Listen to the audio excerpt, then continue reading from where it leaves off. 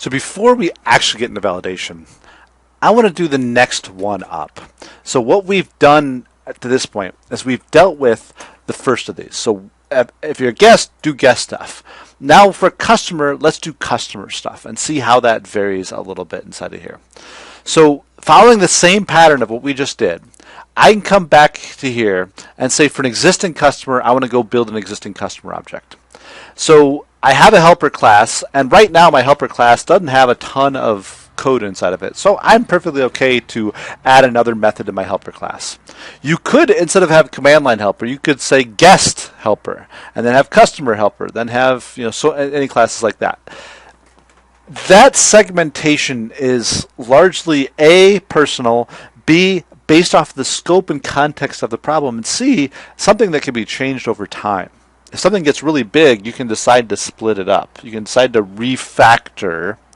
That's a fancy word for redesign, but re-up your code, change your code around to be able to move those things around. So I don't want you to think that there's a best way. There's many ways, and a lot of it, as I said, is personal preference. So what I do want to do is I want to create another method here where this is now a public, and it's going to return a customer, control space, get customer info from user. And again, it's going to have a scanner coming in. And we're going to return a customer here eventually. So we're going to build it much the same way. If I go back to my diagram, my customer gets the IP address, the number of visits, the first name, the last name, and the username. So following the same pattern here, what I want is I want to be able to say I need a string IP address, int number of visits, string first name, string last name, and what was the last one? Username, string username. So there's a lot of stuff in common right there. Now, I do the same thing. I go prompt it and get it from the user. I go get IP address, get number of visits. I go get first name, last name, username. The way I could do this to get started with is I could just say, hey, here's some common stuff ahead of time. I can go just copy and paste this, right? Now, that was nice and easy. It brings up two issues here. Number one, it says welcome guest. Easy enough. I can say welcome existing customer. There. Keep moving along. Number two is, should I be copying and pasting to begin with? And the answer is depends. If I truly would be doing this same stuff the same way every time, asking for the same way every time, then I probably should not copy and paste. I should probably find some way to reuse this stuff. If the code happens to be mostly the same, but I might do it in a different order, it might be easier to copy and paste it than it would be to try and structure it ahead of time. So maybe I don't want to ask for the IP address. For an existing customer, maybe the first thing I want to do is not say welcome existing customer. Maybe what I want to do is say, let me copy this prompt. Welcome existing customer, please enter your first name. So if the first thing I want to get is their first name, and I can just do that by saying first name is equal to in.nextLine. And then later on, I can just say, please enter your IP address. Immediately, I've changed the flow. I might not want to reuse this stuff. So let me continue along that strain. So I can say system.out.println. Now your last name. Capitalize it there. Last name is equal to in.nextLine. All right.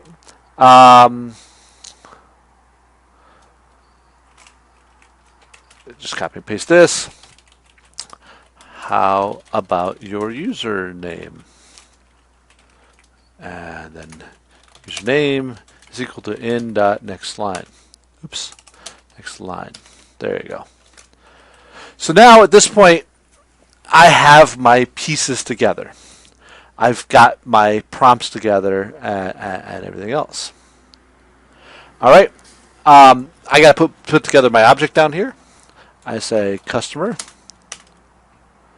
C is equal to new customer. takes the IP address in. C dot set first name is first name. C dot set last name is last name. C dot set username is username, and C dot set number of visits is number of visits, and return C. So my choice to reuse here or not is mine, and I'm choosing not to for now. And I can change my mind later on. But I've now put together fairly quickly all the different pieces. If you're new, maybe you wouldn't have put all these pieces together. You might have done it one at a time, build it up. You've saw me before, build like 5 lines of code, test them. Here, I mean, not only because of my experience, but hopefully because you can see a lot of it's copying, pasting, changes some text. You can see I'm willing to do a couple more lines, but I don't want to do anything more before I test this.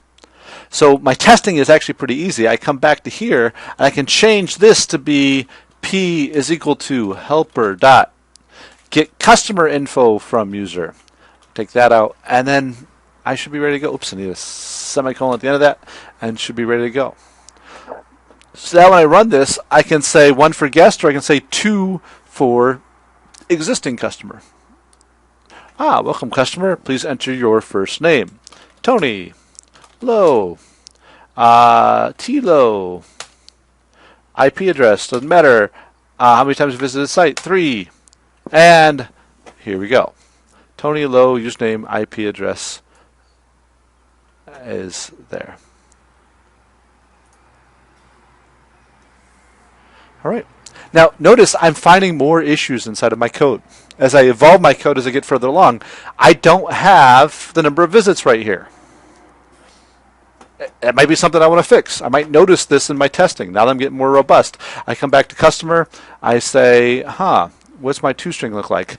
Oh, look, I get IP address, and I'm going to get IP address, but I'm not getting the number of users. Well, what if instead I had just said here, super.toString.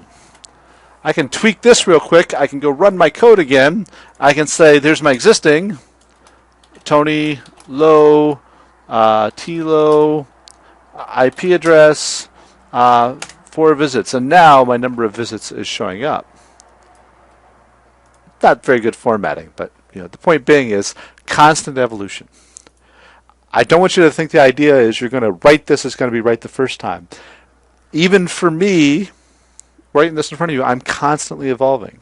I made decisions beforehand that maybe don't mean as much anymore. I can never treat my code as fixed, static, perfect.